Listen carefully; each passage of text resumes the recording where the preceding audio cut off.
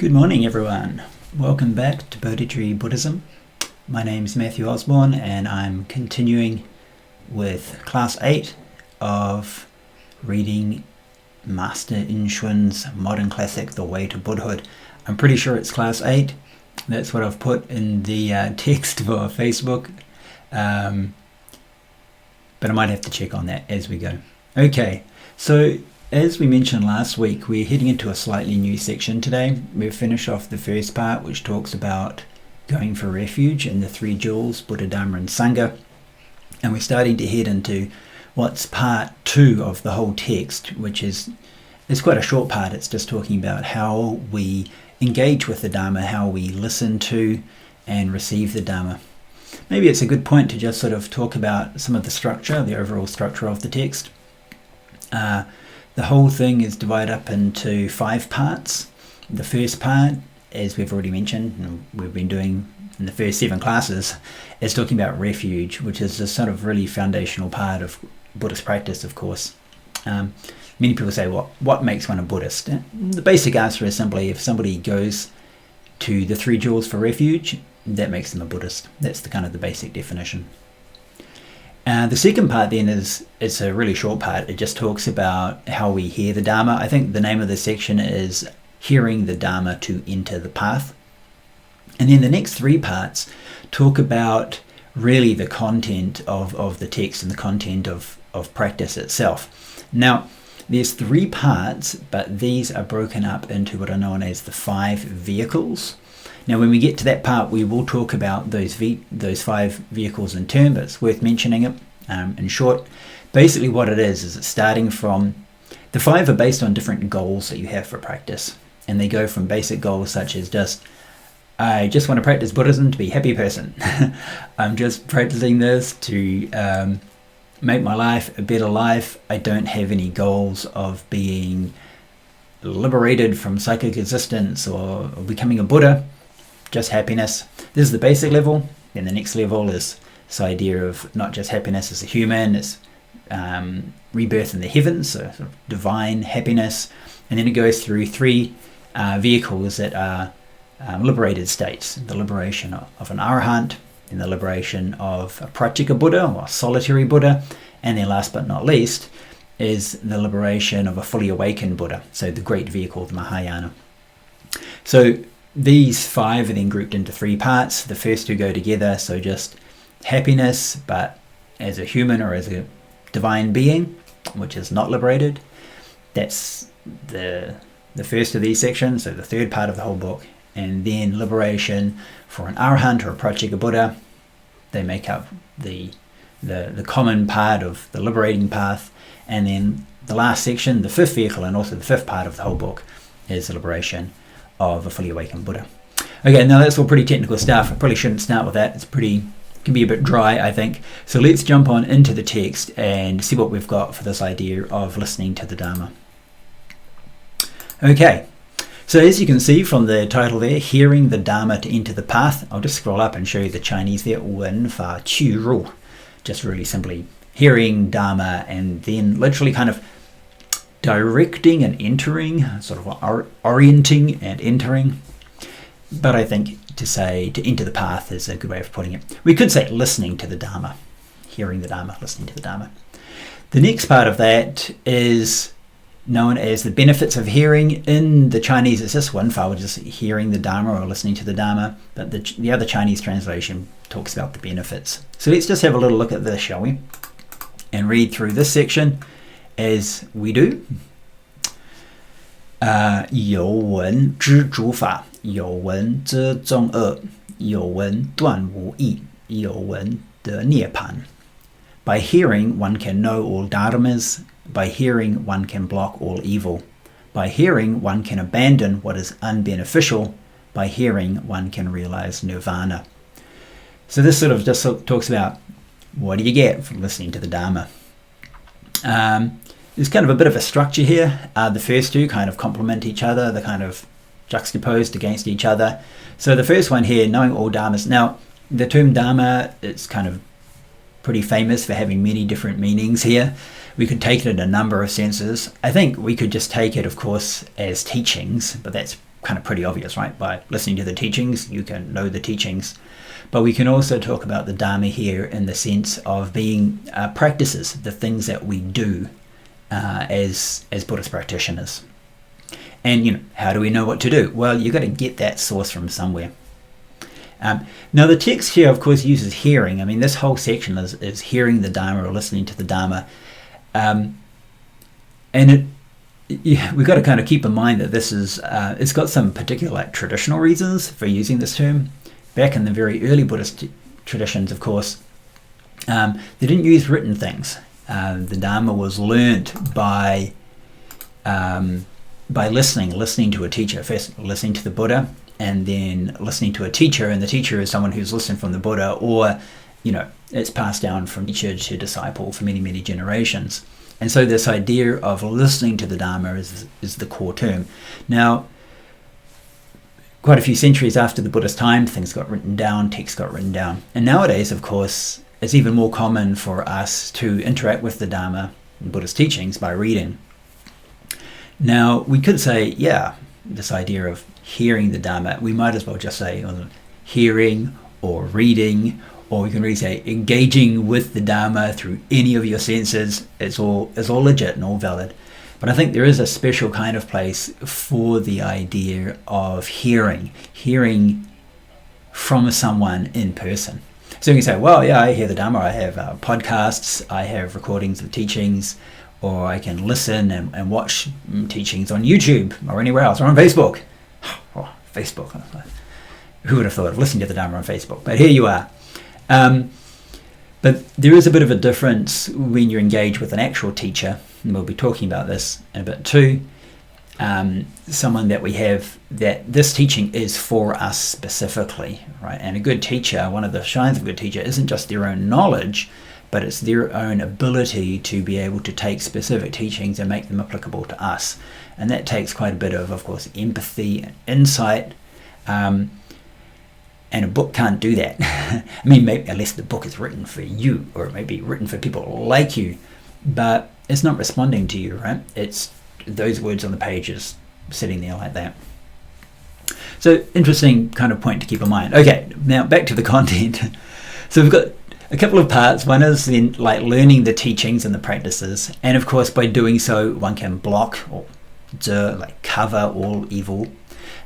These two kind of remind me of a very famous statement, the so-called teaching of the 7 Buddhas, which is to say, do all good deeds, do no evil deeds. Purify your mind. That is the teaching of the Buddhas. The next bit, of course, the third part, by hearing one can abandon what is unbeneficial. Now, those of you who know Chinese, you might see this term wu yi here and think that should actually be 4th tone, not 1st tone. And this term by itself usually means like meaning. So wu yi in like Mandarin, like just modern Chinese, would be something like pointless things, meaningless things. But without getting into too much detail, in Buddhist texts, this term yi often translates a Pali or a Sanskrit word artha, which also has many different meanings. And one of its meanings is meaning. But a more common meaning for the term artha is like a benefit. It's something of value. That doesn't mean like benefits as in like material benefits, but just something that is conducive to your well-being, shall we say. And I think this is a better way of reading it here. Yo wen duan wu yi. So by practicing, we hear the Dharma and we realize, hey, there are certain things that are they're no use to us, they're not of benefit to us. And there's other practices that are of direct benefit for our own spiritual development. And last but not least, line 4, yo wen de nibbān. By hearing one can realize nirvana. Now, does that mean like you're just sitting there and you're listening, and then as you're listening you realize nirvana and you become awakened? Well, it could be, but I don't think it means you're going to hear it like on the spot. The point is, through the whole of Dharma practice, you need to be hearing the teaching somehow, hearing them, reading them, receiving them in some way before you know what to do, and then through that practice we can get to that goal of freedom and liberation. Okay. There is a bit of a debate actually. There's a scholar, his name is Macefield, wrote this whole book and had this whole theory about this idea that sorry, I'm getting a bit of a sidetrack here. The idea that people could only be awakened during the Buddha's time because you had to directly hear the Dharma from the Buddha to be liberated. Not a particularly good theory, and many reasons to suggest that this is not the case. But anyway, it doesn't mean that you only realize nirvana at the very moment that you're hearing, but by hearing the Dharma, receiving the teachings, it puts us on that path. Okay, so knowing Dharmas, getting rid of evil or unwholesome states, knowing what is beneficial and not beneficial in a very deep sense here, and ultimately attaining the goal of liberation in any of the forms. Okay, so I think this last point here doesn't just mean sort of some particular type of nirvana if we talk about the different vehicles of Buddhist practice, but any of them. Okay, the next section is an interesting one. How to hear the Dharma, or how to listen to the Dharma might be a better way of putting it. And there's 2 verses here. Or there's 2, or maybe 3. Maybe there's actually 3. Oh no, there's 2. So let's read this first one. 汝气守于水，汝地止于种，因离三种师，谛听三思念。Like a vessel that holds water, like the earth into which the seed is planted, one should avoid the 3 faults and listen attentively while contemplating and being mindful. So it gives a couple of metaphors here. The first one is this idea of using a vessel, it could be a cup or a bowl, to hold water. So we are the vessel and the water is the Dharma. So it's a common one. Of course, you need that water to sustain life. The second one is this idea that the Dharma is a seed and we are kind of the earth, or our mind is the earth, and you're planting the seed into the earth where of course it's going to grow into a beautiful Bodhi tree or something lovely. Okay. Now, in both of these 2 metaphors, there are 3 different faults that must be avoided. So what are those 3 faults? Let me see if I can remember them precisely. Okay, so the faults for the water going into a cup or into a bowl. The first fault is if the cup or the bowl is upside down, the water can't go in, right? The second one is if there's something dirty or gross in that cup or that bowl, then your water is going to get contaminated. So you also don't want that. The third one is if there's a crack or like a leak in the cup or the bowl, then you're pouring the water in, but it's just leaking out. So what do these 3 stand for? The first one is simply when the mind is not turned towards the Dharma. Some people you could teach them the Dharma and they're just, their ears are there and the sound waves are going in, but there's like this kind of barrier. It's just not going in. They're just blocking it. They're like, talk to the hand. That's kind of what they're doing. They're just like shutting that down. And sometimes we can do that too. We it's not just sort of like this pure like rejection, but sometimes we might think we're focusing on something, but the mind is really somewhere else. This is maybe a good example of why, listening from a teacher in person is quite different from some other forms of human to object interaction. You think, well, I can just, watch videos, or I can read books or whatever. You can, but when there's a person there, like a good teacher, you will give attention rather than, oh, well, let me pick up my phone and start playing with my phone, which you might do in some other circumstances maybe, or just being distracted in general. So that's also this idea of the vessel being overturned and the Dharma not going in. The second one is if there's something like dirty inside that's going to contaminate it. So this is a bit trickier because we might listen to the Dharma, but we might have some kind of perverse views or understandings, or it could be people want to listen to it with a bad intention. Sometimes people want to hear it so they can find fault, and so they're starting off with this deliberate position of trying to distort or trying to turn that in a bad way, and that's, you can interpret anything in a silly or ridiculous way. That's kind of like listening in bad faith would also be a form as well.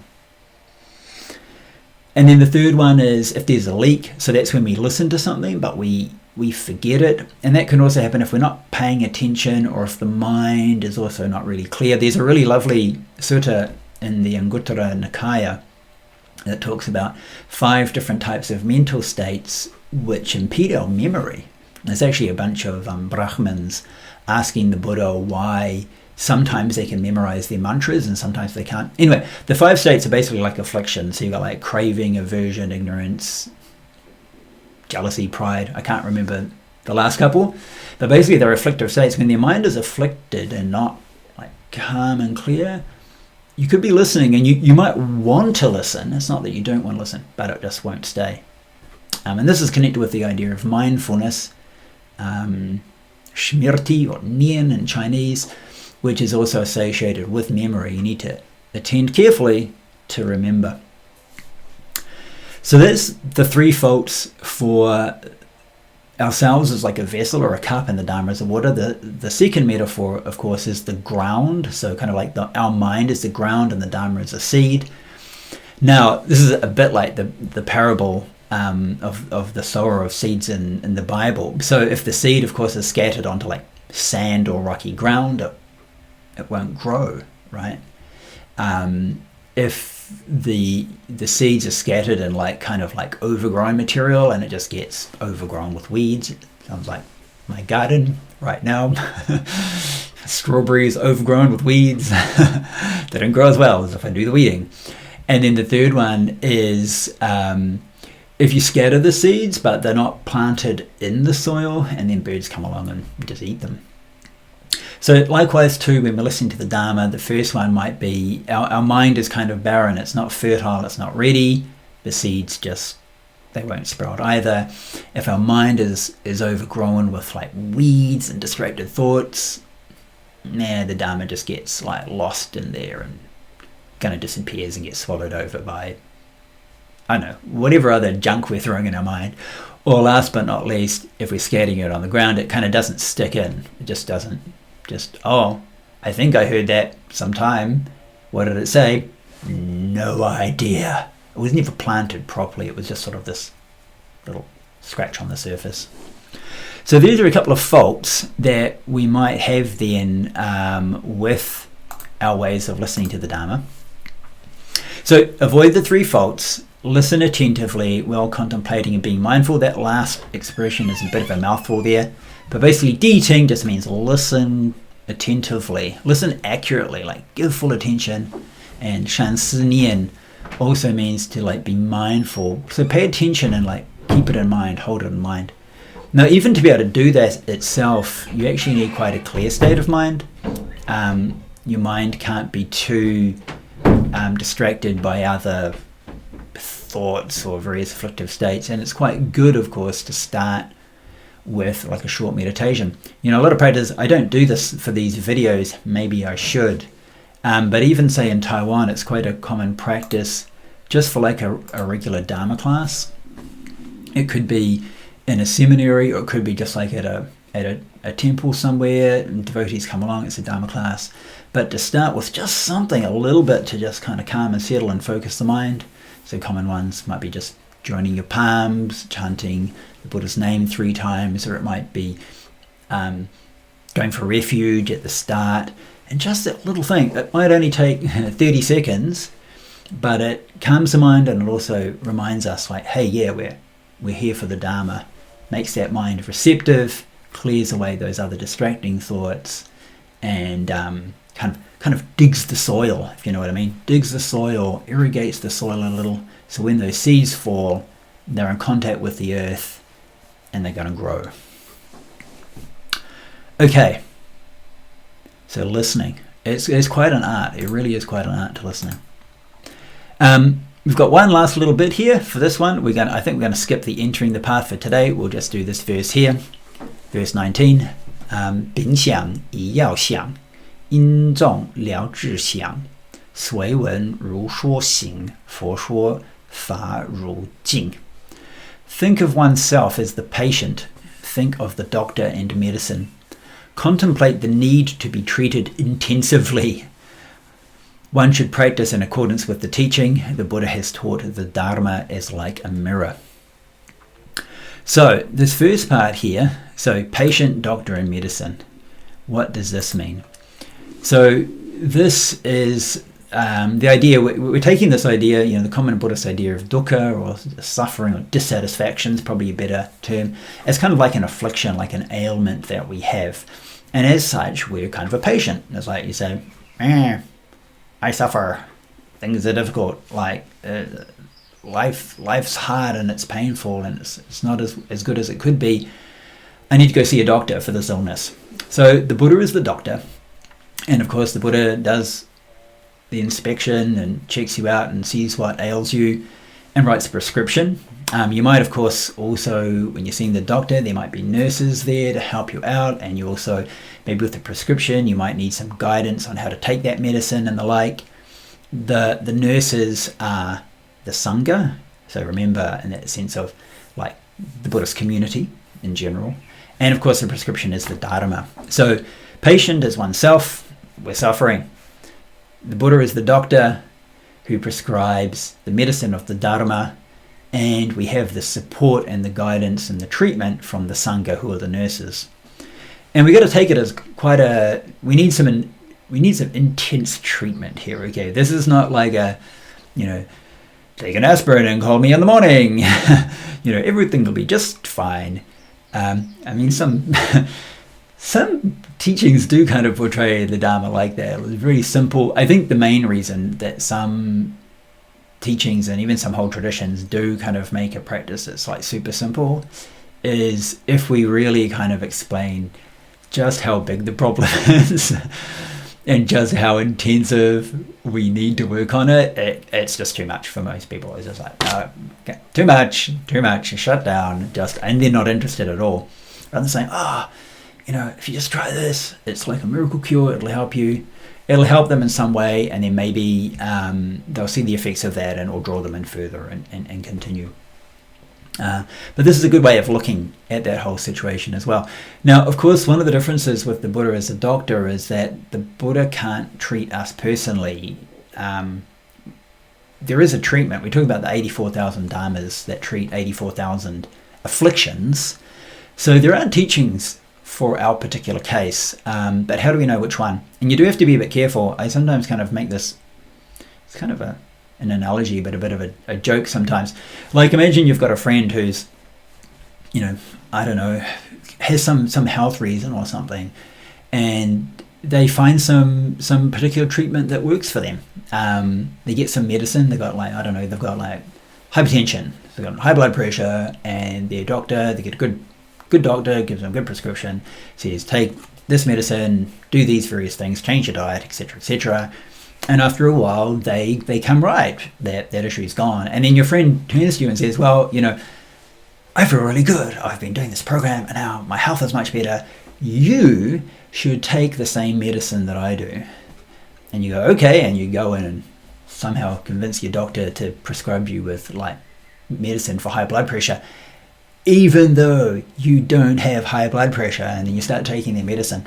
That could get a bit dodgy, right? That could get a bit dicey, taking something that's prescribed for someone else. And that's sometimes kind of what we do when we go around and we find out what practice works for me. Most people are fairly sensitive. They might try something and kind of know if it works or not, but sometimes we kind of feel a bit pressured that other people are doing certain practices, therefore we should do the same practices. It might work, but everyone's a bit different, so you do have to be a little bit careful about that. So getting back to this idea of the Buddha as a doctor, yes, but maybe this is like almost like a celebrity doctor who has a huge hospital, and we can't actually get an appointment with that doctor themselves, but we need to find one of their students. So this is why we also need a relationship with a good teacher who's skilled to make a diagnosis for us and say, well, there are these various practices that work for different people, but this also is what you need. This is what's going to work with you, and let's work through that together. You try this and I'll provide you with some support to work through that.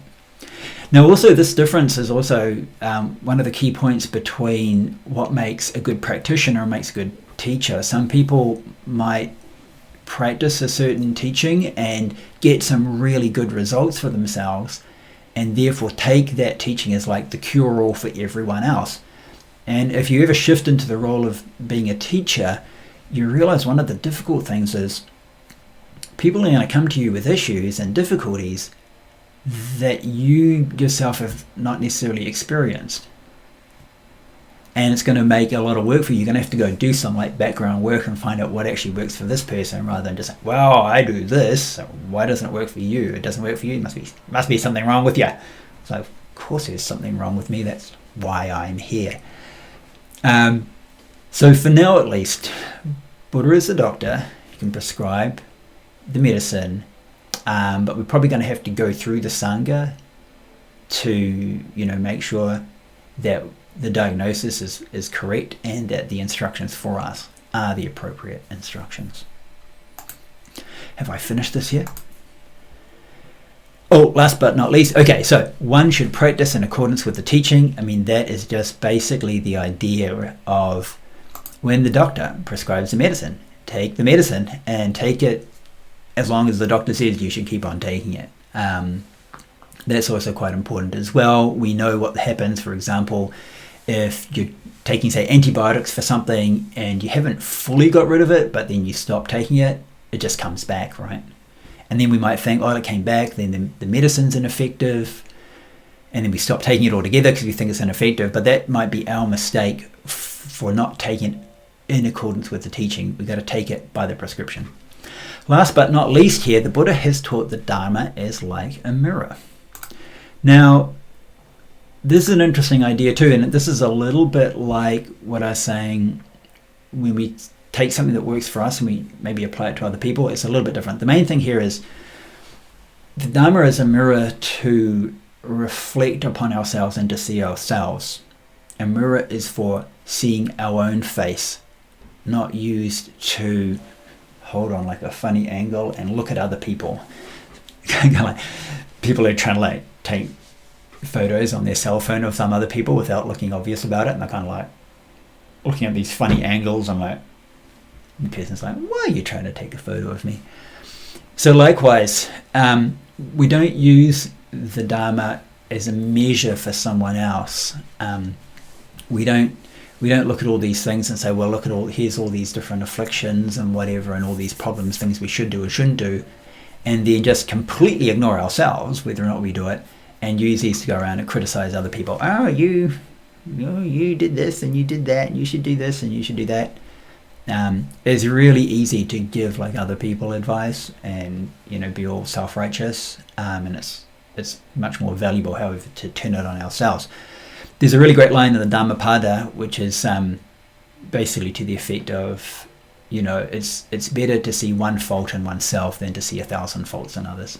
Because you can see all those faults in others, you can even tell them about it, and you can give them very good advice on how they should be better people, but probably 999 times out of 1,000, they're not going to do it, right? Of course, for most of the time when we point out others' faults, the only reaction is people get defensive and they take it personally. I mean, it's part of our problem, is that ego.